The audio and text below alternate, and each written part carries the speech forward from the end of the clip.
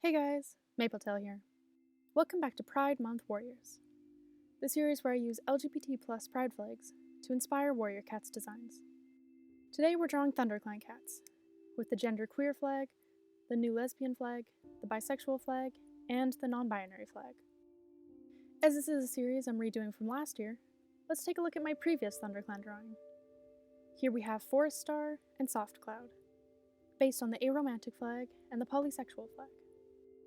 Before I get into the drawing, don't forget to like and subscribe for more videos like this. Last thing, fan art time. Check it out. This one is from Rusty Feather, and this one is from Galactica Jazzu. Thank you guys so much for drawing these awesome pieces, and for letting me show them off here. If you draw something you'd like me to see, feel free to tag me or DM me on any of the social media linked in the description.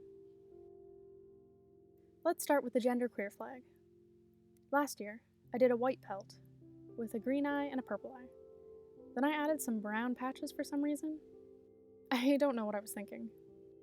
So this time, I used the white and some very paled up purples to do a cloudy sort of pelt, and then used the green for the eyes again. Pretty straightforward, so let's get into today's topic: warrior cats versus LGBT plus representation. This is, by far, my biggest issue with this series. I could overlook poor writing, character and plot inconsistencies, and whatever else is wrong with these books, if they had some solid queer characters. Trust me, I'm willing to overlook just about anything for that. And I don't want to hear any of them, "Oh, but these books are for kids," or, "But they're cats, not people. They can't be gay," or, "But the authors confirmed that Tallstar loved Jake, and that they consider Ravenpaw and Barley mates." "But the children" is such a homophobic and lame excuse, and it always has been. I'm just so tired of hearing it. It's 2020. As for their cats, these characters are written no different from human characters. They have a society with rules and religion. They take mates based on love, and are typically monogamous. And there are what? 1,000 characters at this point? There's no way in hell that all of them are cishet. As for anything the authors say outside the books, if you believe your characters are queer, then put it in writing. The word of the author after the fact is just such a cheap and lazy way to do representation. It allows them to say, "Oh look, representation," without actually any effort or risk of scaring off some of their audience. All the pieces are in place for them to write LGBT plus stories, and there's just so much potential there. I don't even want to think too much about the possibilities, as it just makes me kind of sad. I know I'm probably preaching to the choir here, as all of you have been so supportive of this series, and I'm just so grateful to this fan base for all the incredible queer fan art and fan fiction that they create every day. It just goes to show how much better this series could be if an effort was made for representation. Let's get into the second design, the new lesbian flag cat. Last year I went for a darker orange pelt with pinkish and white markings, and orange and pink eyes. This year I decided to keep all the pink to the eyes and go for orange on orange on orange with the fur.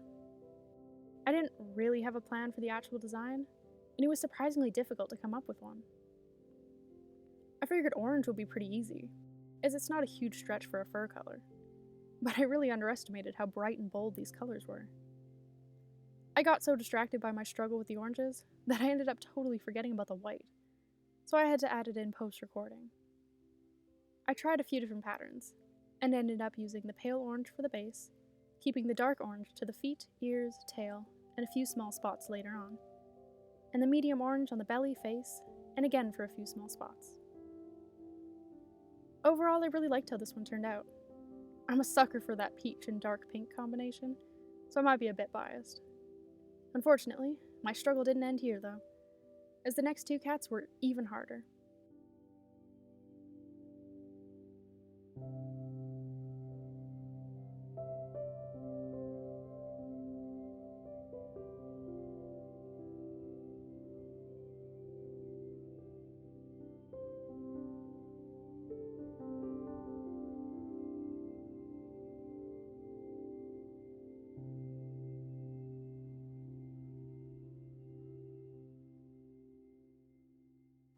Cat number 3, the bisexual cat.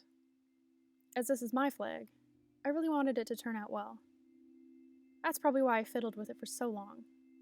Oh, and don't get too attached to this design, as I end up messing with it even more after I finish recording, as I wasn't really happy with it.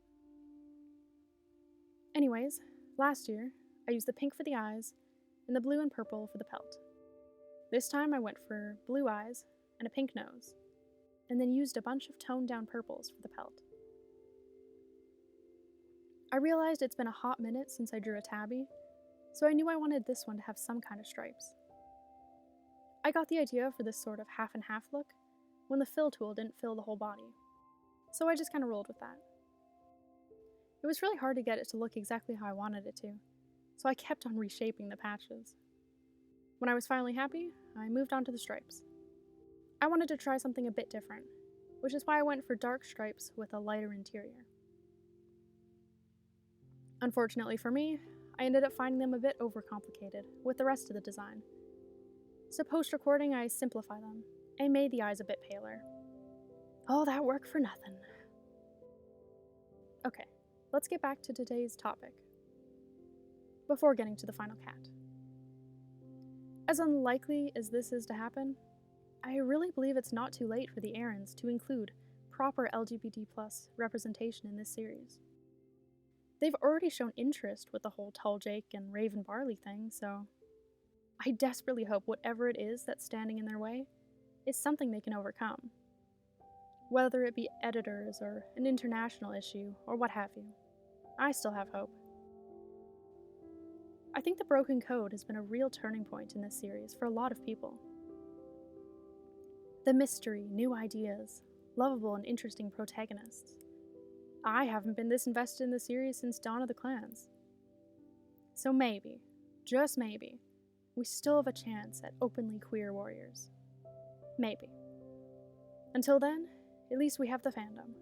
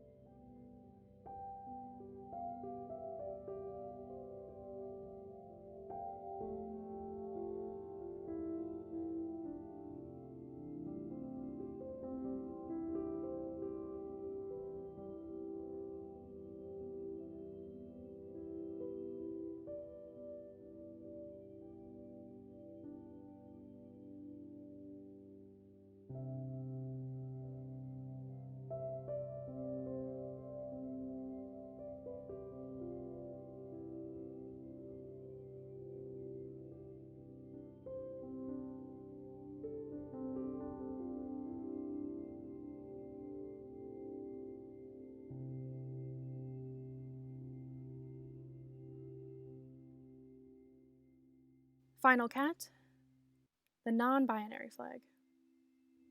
So last year I went for a purplish gray pelt with black and white markings and yellow eyes.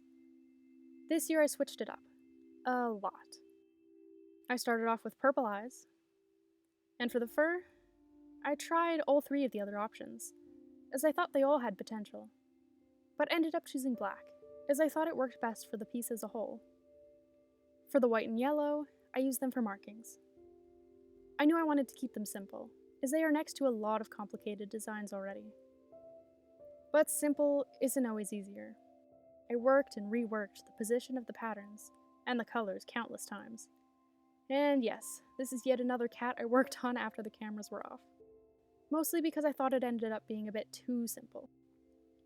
But eventually I liked how this sort of dark sun design ended up. Before I wrap this up, they need names.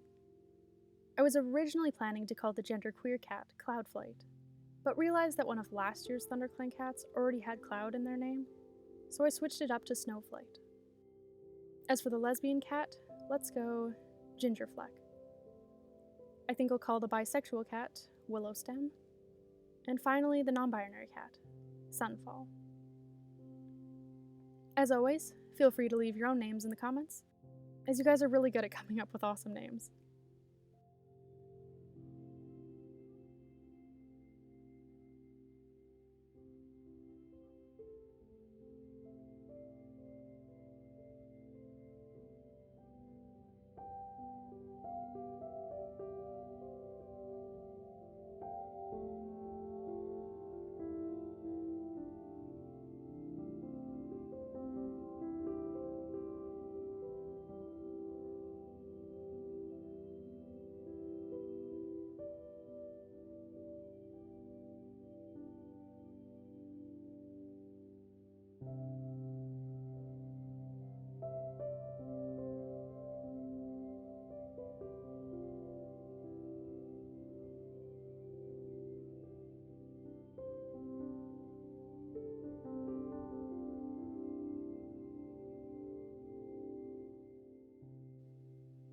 Thanks for watching.